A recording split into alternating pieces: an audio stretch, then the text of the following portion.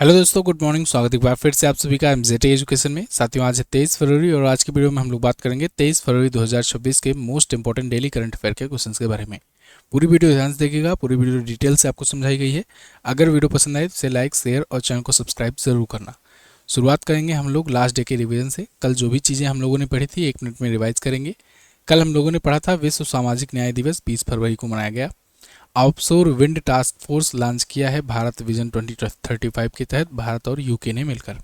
India AI summit के तहत AI जिम्मेदारी शपथ अभियान में 24 घंटे के अंदर अंदर 2.5 लाख लोगों ने शपथ ग्रहण की। भारत ने अभी हाल ही में मालदीव में अपनी पहली हाई स्पीड फेरी गिफ्ट की हुई है। और अभी तिब्बती समुदाय ने हिमाचल प्रदेश में लोसर फेस्टिवल मनाया। ये हिमाचल प्रदेश, उत्तराखंड के कुछ हिस्से और लद्दाख में मनाया जाने वाला तिब्बतीय त्यौहार है। तिब्बतीय समुदाय का ये नववर्ष होता है। जोरिए बाढ़ को राज्य विशिष्ट आपदा घोषित करने वाला भारत का पहला राज्य बना केरल।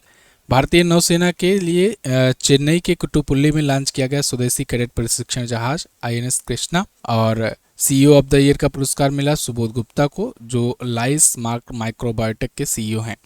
जम्मू कश्मीर क्रिकेट टीम ने 66 साल के इतिहास में पहली बार रणजी ट्रॉफी के फाइनल में जगह बनाई है। कर्नाटक के साथ इसका फाइनल होने वाला है।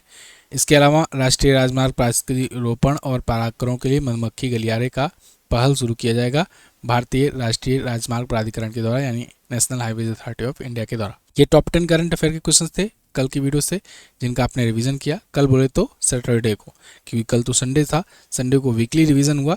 आप लोग वीकली रिवीजन भी कर लिया करो, है ना, वरना वीकली करंट अफेयर बंद करना पड़ जाएगा।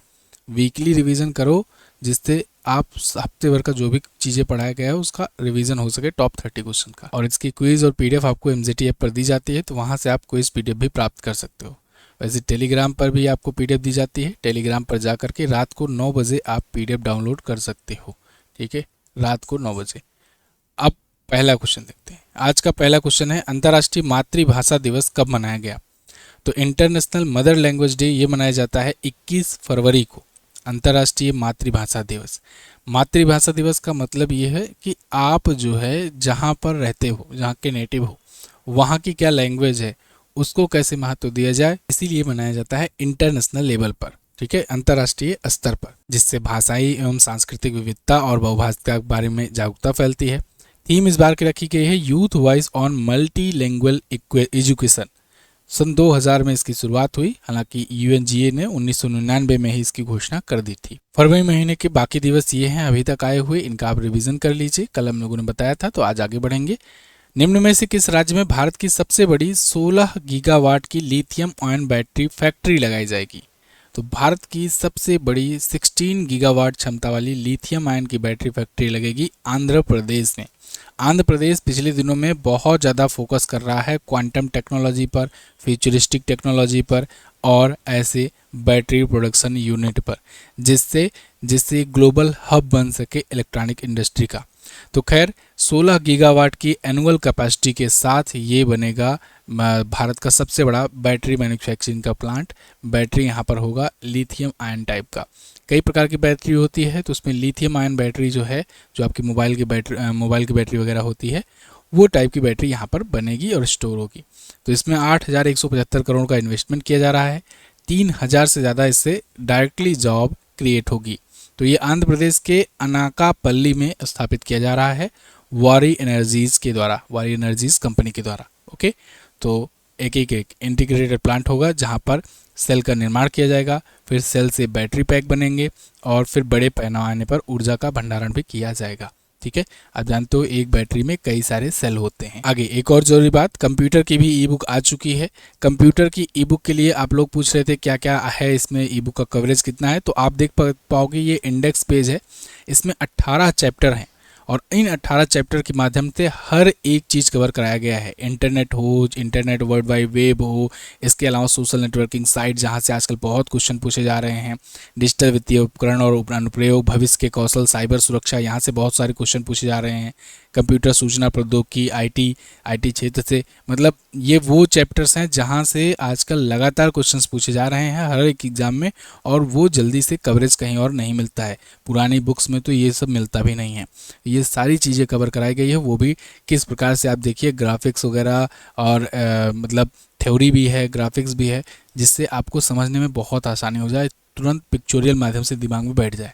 क्योंकि ये कंप्यूटर है, ये इतिहास भूगोल नहीं है कि थ्योरी आपको पढ़ा दी जाएगी। इसमें एग्जैक्टली आपको दिखाना होगा कि विंडोज़ है तो विंडो का सिंबल कैसा है, एंड्रॉयड है तो एंड्रॉयड कैसे दिखता है ना, सीपीयू कैसे होता है, उसका कैसे काम होता है, सारा कुछ यहाँ पर इमेज के माध्यम से और थ्योरी के माध्यम से दिया गया है। तो ये ई बुक अभी के लिए मात्र 49 में है। इसका प्राइस आज से बढ़ जाएगा क्योंकि 3 दिन हो गए हैं और प्री लॉन्च ऑफर के तहत आपको ऑफर दिया गया था, तो आज इसका प्राइस बढ़ जाएगा, फिर आपको ये 79 में मिलेगा। तो जाइए इस नंबर पर व्हाट्सएप कीजिए या फिर MZT ऐप पर जाकर के ये ई बुक लीजिए। आप लास्ट 6 मंथ की और लास्ट ईयर की भी ई बुक ले सकते हैं। MZT ऐप पर सारी ई बुक्स अवेलेबल है। बेस्ट ई बुक सेक्शन में जाकर के आप ई बुक ले सकते हैं। चलिए आगे बढ़ते हैं। हाल ही में निम्न में से किस राज्य में भारतीय सेना द्वारा वज्रघात अभ्यास 2026 किया गया? तो भारतीय सेना ने अभी राजस्थान के जैसलमेर में मतलब वही पोखरण फील्ड फायरिंग रेंज में, तो वज्रघात अभ्यास वहीं पर आयोजित हुआ। ये भारतीय सेना का था। भारतीय सेना मतलब कि भारतीय सेना ने अकेले किया। अभी कुछ दिन पहले मैंने आपको एयरफोर्स के बारे में बताया था, ऐसे ही वायुशक्ति, ऐसे ही भारतीय सेनाएं जो है अपने आप को प्रिपेयर कर रहे हैं फ्यूचर वार के लिए। अभी सिलीगुड़ी कॉरिडोर हो या फिर पूर्वोत्तर हो, वहाँ पर तेज़ी से इंफ्रास्ट्रक्चर भी बढ़ाए जा रहे हैं। क्योंकि पता है क्या कि इधर राजस्थान में जब हम लोग अटैक करेंगे या फिर लड़ने शुरू करेंगे लड़ाई, तो उधर पीछे से हमला करने की कोशिश करेगा पाकिस्तान, अफगानिस्तान, बांग्लादेश के थ्रू या फिर चाइना के थ्रू कुछ ना कुछ करने की कोशिश करेगा। क्योंकि बांग्लादेश में भी अब पाकिस्तान का धीरे धीरे वो चीज़ें बढ़ना शुरू हो चुका है, वहाँ पर भी वो अपना घात लगाना शुरू कर दिया है। तो इसलिए हम लोग नहीं चाहेंगे कि हम लोग इधर से अटैक करें तो पीछे से हम पर हमला हो। इसलिए सिलीगुड़ी कॉरिडोर की तरफ उधर तेज़ी से इंफ्रास्ट्रक्चर बढ़ाए जा रहे हैं, एयर स्ट्रिप वगैरह, इमरजेंसी लैंडिंग फैसिलिटी वगैरह का उद्घाटन किया जा रहा है, और इधर हम लोग एक्सरसाइज बहुत तेज़ी से कर रहे हैं। तो इसका मुख्य उद्देश्य था कि K9 वज्र जो स्वचालित तोपे खाना प्रणाली है, इसका परीक्षण किया जाए। तो भारतीय सेना की व्हाइट टाइगर डिवीज़न ने यह अभ्यास किया हुआ है, याद रखना 16 फरवरी को। फरवरी 2026 में किस राज्य के अंतिम नक्सली सुरेश कोड़ा के आत्मसमर्पण के बाद राज्य को नक्सल मुक्त घोषित कर दिया गया? तो साथियों, बिहार के अंतिम नक्सली सुरेश कोड़ा ने अब आत्मसमर्पण कर दिया है और इसके बाद पूरा का पूरा बिहार हो गया नक्सल मुक्त। तो बिहार अब डिक्लेयर हो चुका है ऑफिशियली नक्सल फ्री स्टेट, क्योंकि ये सुरेश कोड़ा ने कर दिया है आत्मसमर्पण। ये सुरेश कोड़ा जो हैं, ये अंतिम जो अभी तक जो छोटी सी यूनिट बची हुई थी, जो सक्रिय थे, एक्टिव थी नक्सलियों की बिहार में, वो उसके कमांडर थे या कहें उसका लीडर था, और इसने भी कर दिया है सरेंडर। ठीक है, तो अब बिहार के मुंगेर जिले में सरेंडर के बाद 18 फरवरी के बाद ऑफिशियली बिहार हो गया नक्सल मुक्त। आपको पता हो मार्च 2026 तक डेडलाइन दी थी गृह मंत्री ने कि भारत को नक्सल मुक्त करेंगे, भारत को नक्सल मुक्त करेंगे। हालांकि अभी छत्तीसगढ़, झारखंड, उड़ीसा, इनके कुछ हिस्सों में अभी भी नक्सली हैं, इनको पूरी तरीके से नक्सल मुक्त नहीं किया गया है। और छत्तीसगढ़ में तो अभी 3 जिले ऐसे हैं जो नक्सल प्रभावित हैं, जिसमें सुकमा, बक्सर, ये सब आता है। ओके, खैर ये उपलब्धि पाई गई है बिहार की STF के द्वारा और केंद्रीय अर्धसैनिक बलों के द्वारा। किस राज्य में 3 दिवसीय इटखोरी महोत्सव मनाया गया? तो इटखोरी महोत्सव साथियों झारखंड का महोत्सव होता है, फेमस महोत्सव है इटखोरी महोत्सव। इस बार भी आयोजित किया गया, 3 दिवसीय था, 19, 20 और 21 फरवरी को ये मनाया गया। झारखंड के चतरा जिले में ऐतिहासिक माँ भद्रकाली मंदिर है, वहीं पर यह होता है। इसमें हिंदू, बौद्ध और जैन तीनों धर्मों का मिलन होता है, इसलिए यह तीनों धर्मों का संगम कहते हैं, है ना।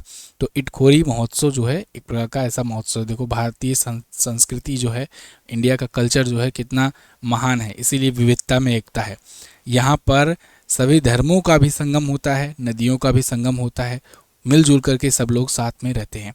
इटखोरी महोत्सव यही दिखाता है, 3 धर्मों को एक साथ ला करके एक साथ मनाने का ये त्यौहार है। खैर कुछ और त्यौहार जो पिछले दिनों में हुए, जैसे लोसार फेस्टिवल। अच्छा, लोसार फेस्टिवल में ना आप कंफ्यूज मत होना, हिमाचल प्रदेश के साथ साथ ये अगर लद्दाख भी दिखे कहीं कहीं पर तो आप कंफ्यूज मत होना, मैंने आपको बताया ये तिब्बतीय नववर्ष है। तो जहाँ जहाँ पर तिब्बतीय समुदाय के लोग पाए जाते हैं, चाहे हिमाचल प्रदेश हो, लद्दाख हो, यहाँ सब जगह ही मनाया जाएगा। ठीक है। हेरात फेस्टिवल ये जम्मू कश्मीर में होता है और ये कश्मीरी पंडितों द्वारा मनाया जाता है। चराईचुंग फेस्टिवल असम में, हार्नबिल नागालैंड में 1 से 10 दिसंबर इसकी फिक्स डेट होती है। रोलानी महोत्सव Himachal Pradesh, Akshar Mahotsav Nai Delhi, water set festival Andhra Pradesh और प्रवासी परिचय सऊदी अरब, उद्भवोत्सव मध्य प्रदेश और सिराई खोंग हथई मिर्च ये मणिपुर, बथुकम्मा महोत्सव तेलंगाना। अगला, भारत ने किस देश में डिजी लॉकर पायलट प्रोजेक्ट के लिए समझौता किया है? तो भारत ने अभी केन्या के साथ डिजी लॉकर पायलट प्रोजेक्ट के लिए समझौता किया है। डिजी लॉकर आप जानते हो, आप लोग यूज़ भी करते होगे आजकल तो, मतलब जो लोग कॉलेज वगैरह में हैं उनके लिए तो मस्ट हो गया है, और जो लोग फॉर्म वगैरह वैकेंसी वगैरह अप्लाई करते हैं उनके लिए भी मस्ट हो गया है, क्योंकि आधार कार्ड बेस्ड ये सब फ्रेमवर्क होता है। इसी में ही आपका सारा डॉक्यूमेंट रहता है डिजिटली स्टोर, तो वहीं से वेरीफाई करा लिया जाता है। ऐसे ही डिजी लॉकर को इसका पायलट प्रोजेक्ट, मतलब पायलट प्रोजेक्ट मैंने आपको बताया ना, कोई भी प्रोजेक्ट कहीं पर बड़ी मात्रा में रोल आउट करना होता है तो छोटे मात्रा में उसका पायलट प्रोजेक्ट करके टेस्टिंग किया जाता है। ऐसे ही डिजी लॉकर का पायलट प्रोजेक्ट टेस्टिंग किया गया केन्या के लिए। तो केन्या ने और भारत ने साइन किया है एक फ्रेमवर्क इम्प्लीमेंट करने के लिए, जिससे केन्या भी इस चीज़ को यूज़ कर सके, भारत का डिजी लॉकर। देखो, भारत की कई टेक्नोलॉजी अब विदेशों में जा रही है, जैसे हम लोग का यूपीआई सिस्टम, बहुत ज़्यादा तारीफ़ें होती है इसकी। इसके अलावा digi locker system, digi locker भी ये तारीफ़ के काबिल है कि किसी को डॉक्यूमेंट लेकर के बार बार कैरी नहीं करना पड़ेगा। अपना आईडी डालो, कभी भी कहीं पर भी सारा डॉक्यूमेंट आपका एक जगह पर स्टोर रहेगा, वो भी वेरीफाइड, है ना। तो और आपका डाटा भी नहीं लीक होने का डर रहता है। जब भी कोई फॉर्म भरो या वैकेंसी भरो तो वहीं से वो लिंक करके ज़रूरी इन्फॉर्मेशन ही ले लेता है, केवल उसमें भी आप अप्रूव करते हो तब। तो यही सब चीज़ें अब केन्या को भी दी जाएंगी। केन्या ने इसके लिए इम्प्लीमेंटेशन फ्रेमवर्क एग्रीमेंट पर हस्ताक्षर किए हुए हैं। केन्या के बारे में अगर बात करें तो इसकी राजधानी नैरोबी होती है, विलियम रूटो इसके राष्ट्रपति हैं और केन्याई शिलिंग इसकी मुद्रा होती है।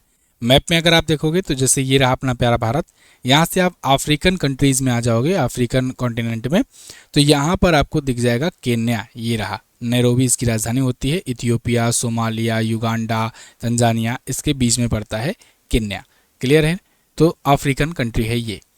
किस राज्य सरकार ने चाय बागानों में काम करने वाली जनजातियों को 3% तक आरक्षण देने की घोषणा की है? तो अभी असम सरकार ने घोषणा की है कि चाय के बागानों में काम करने वाली जो जनजातियां हैं और उनको नौकरियों में लाने के लिए 3% आरक्षण दिया जाएगा। ठीक है। तो असम कैबिनेट ने अप्रूव किया है 3% reservation for tea tribes and Adivasi communities in grade 1 and grade 2 post, मतलब ग्रेड 1 और ग्रेड 2 की जो भर्तियां हैं उसमें भी अब आरक्षण दिया जाएगा। अब तक ग्रेड 3 और ग्रेड 4 तक ही ये लिमिटेड था, और लेकिन अब आधिकारिक लेवल पर भी आ सकें ये जनजातियां चाय बागान में जो काम करती हैं, जो आदिवासी कम्युनिटीज़ हैं, तो इसलिए उनको भी नौकरियों में 3% आरक्षण दिया जाएगा। तो इससे लगभग 40 लाख की आबादी जो है, जो चाय कम्युनिटी से जुड़ी हुई है डायरेक्टली, उनको मुख्य धारा में जोड़ा जाएगा, उनका भी सामाजिक और आर्थिक उत्थान किया जाएगा। ये असम सरकार का फैसला है। ठीक है ना। असम के सीएम हेमंता बिस्वा शर्मा ने ये घोषणा किया है। अगला, फरवरी 2026 में अंतर्राष्ट्रीय पैरालंपिक समिति ने किस देश पर लगे प्रतिबंध को हटाया है? तो दोस्तों, अंतर्राष्ट्रीय पैरालंपिक कमेटी ने ना अब रूस और बेलारूस पर जो लगा प्रतिबंध था उसको रिमूव कर दिया है। कैसा प्रतिबंध था? कि किसी भी पैरालंपिक में या ओलंपिक में शामिल नहीं होंगे। तो पैरालंपिक कमेटी ने तो अभी हटाया है, अभी ओलंपिक वालों ने नहीं हटाया है ना। इंटरनेशनल ओलंपिक कमेटी जो है उसने अभी नहीं ऐसा कोई अनाउंसमेंट किया है, जब करेगा मैं बताऊंगा। ये पैरालंपिक कमेटी ने अनाउंस किया है। एक्चुअल में ये लगा था रसिया यूक्रेन वार के बाद बैन। रसिया यूक्रेन जब वार शुरू हुआ तो दुनिया भर के लोगों ने रसिया पर बैन लगाना, सैंक्शन लगाना शुरू किया था। अमेरिका दबाव भी डाल रहा था, जो नहीं लगा रहा था बैन या सैंक्शन, जो उससे व्यापार कर रहा था उस पर दबाव भी डाल रहा था। भारत ने भी ये खूब झेला। तो फिर अमेरिका कैसे खेल संस्थानों को छोड़ता? उसी बीच ओलंपिक भी होने थे, पेरिस ओलंपिक होने वाला था। इसीलिए देखिए, ओलंपिक कमेटी ने भी, पैरालंपिक कमेटी ने भी, फीफा ने भी, और भी ऐसी बहुत सारे खेल एजेंसियों ने भी रूस और बेलारूस पर कड़े प्रतिबंध लगाए। बेलारूस पर क्यों? क्योंकि बेलारूस भी जो है ये प्रो रसिया यहाँ पर गवर्नमेंट चलती है, पूरा ये रूस जहाँ जहाँ जो करता है वहीं वहीं ये भी करता है। तो खैर, अब रसिया और बेलारूस से ये अब हटा लिया गया है बैन।